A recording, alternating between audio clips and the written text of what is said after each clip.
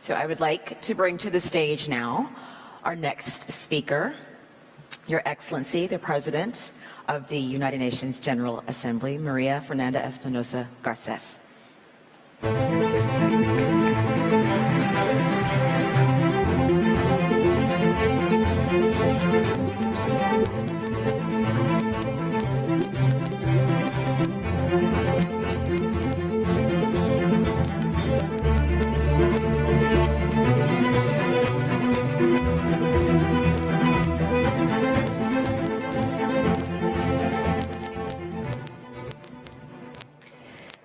Your Highness Sheikh Tamim bin Hamad Al Thani, Emir of the State of Qatar, Your Excellency Lenín Moreno, President of the Republic of Ecuador, Excellencies, distinguished ladies and gentlemen, Salam alaikum, Sabak al Khair, good morning. It is a pleasure to join you for the 2018 Doha Forum, which has become, over the past 18 years, one of the most vibrant platforms for global dialogue and for addressing the challenges facing the current world. Let me begin by congratulating the organizers for convening such a diverse group of participants. I also commend for organizing the first youth edition of the Doha Forum last month. One of my priorities as President of the General Assembly is precisely young people. They are key to solving the challenge we face, and their voices must not only be heard, but listened to and acted upon. And there is no shortage of challenges. Multiple crises, environmental, political, economic and social, are fueling instability across the globe. Today, member states of the United Nations must confront challenges that the organization's founders could not have imagined, from cybersecurity to climate change.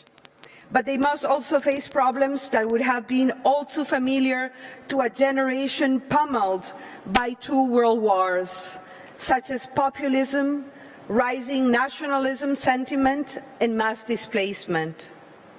Across the world, almost 70 million people have been forced to leave their homes, fleeing bombs, guns, rape, poverty, and starvation. Last year, nearly 1 person was forcibly displaced every 2 seconds as a result of conflict or persecution. I came here from Marrakesh, Morocco, where a few days ago member states gathered at the highest political level and adopted the Global Compact for Safe, Orderly and Regular Migration, the first agreement designed to better manage international migration in all its dimensions, for the benefit of all states and communities and with the rights of all migrants at the core. Today, there are over 258 million migrants around the world living outside their country of birth. Together with the Global Compact on Refugees, these agreements constitute a remarkable achievement of international cooperation and multilateralism. Next week, I will convene member states in New York to formally take action on the 2 compacts, which reflect the fundamental principles of humanity and solidarity, but also the benefits of our interconnectedness. So I welcome the themes of this forum: security, peace and mediation, economic development, and trends and transitions. Security is at the heart of the United Nations, a promise that we, the peoples, expressed in the Charter and reaffirmed countless times by member states, from the Universal Declaration of Human Rights, whose 70th anniversary we celebrated this week, to the mandates of the Blue Helmets and Agenda 2030 of Sustainable Development and its central commitment to peaceful, equitable and sustainable societies. Sadly, the international community has failed too often to uphold this promise, failures that of people of the fruits of sustainable development, and the rest of the world suffers with them. We cannot achieve the ambitious sustainable development goals when conflict and instability limit the gains of cooperation and threaten to reverse the hard-won progress we have made to date. The international community needs to do more to support peace and mediation. Dialogue is the only tried and tested approach to addressing global challenges.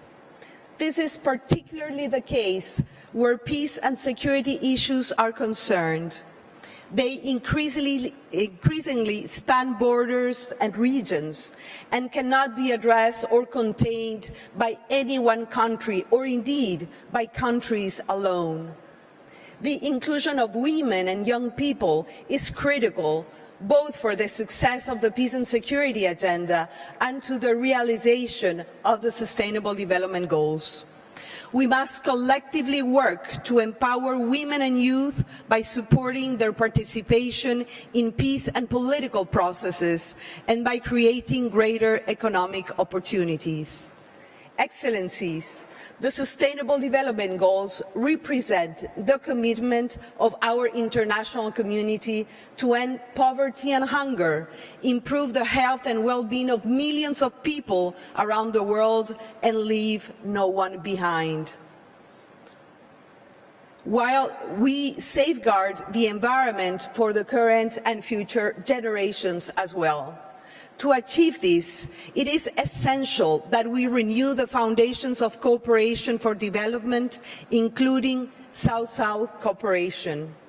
Between 1995 and 2016, South-South exports grew each year by an average of 13%, with the value of South-South trade increasing almost sevenfold to $4 trillion during the same period.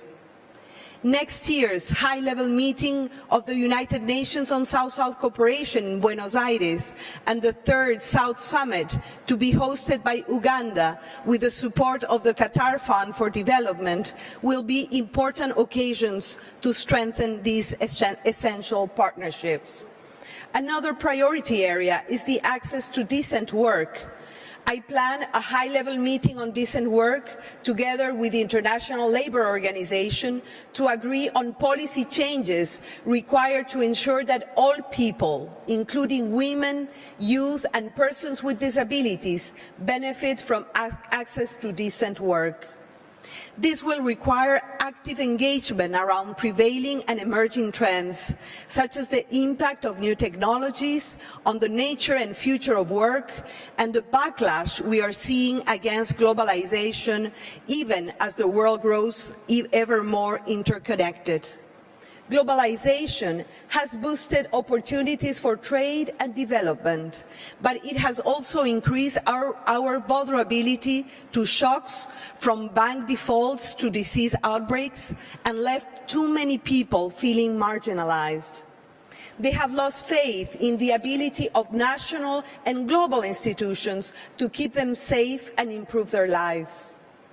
To date, neither the United Nations nor traditional political establishments have succeeded in addressing this sense of insecurity. Many policymakers are overwhelmed by the sheer scale and intensity of the challenges we face. Some of them have turned inwards, too preoccupied with domestic concerns to invest in the global solutions we so urgently need. This, in turn, is being exploited by those who seek to attribute people's daily struggles to the failure of multilateral institutions. The world is at a highly complex transition point. The Intergovernmental Panel on Climate Change has said that we have just 12 years for global warming to be kept to a maximum 1.5 degrees Celsius to avoid drought, extreme heat and poverty for hundreds of millions of people. Earlier this week, the International Monetary Fund issued warnings about a new financial crisis at a time when countries are still recovering from the last. Geopolitical tensions are on the rise. So too is inequality. Meanwhile, humanitarian and migratory crises show few signs of slowing. All of these demands require our full attention in order to reach agreements and solutions that are effective. I was encouraged to hear heads of state and government repeatedly emphasize the need for a stronger multilateral system at the General Assembly last September. The adoption of the Global Compact on Migration in Marrakesh demonstrates that states can still come together and make progress, even on some of the most challenging issues we all face. Our Highness, Excellencies, making the United Nations relevant to all people is the theme that I have chosen for this session of the General Assembly. And I am working with member states to put in place the reform processes that are underway and revitalize the United Nations and its General Assembly. We must move towards a global governance system that is democratic and effective. That also implies building a fairer and more equitable world order. So there is much work to do over these 2 days of the forum, and I look forward to fruitful discussions that reinforce the truth that multilateralism is essential for promoting national interest and the well-being of all in an interconnected world. There is a verse by Qatar's founder that I hope will guide us. We have been plighted by many serious adversities, yet there has neither weakened our firm will nor our stances. End of quote. At this time of great challenge for the world, I invite you all to show similar resolve in our efforts to build a more peaceful, equitable and sustainable world. Thank you very much.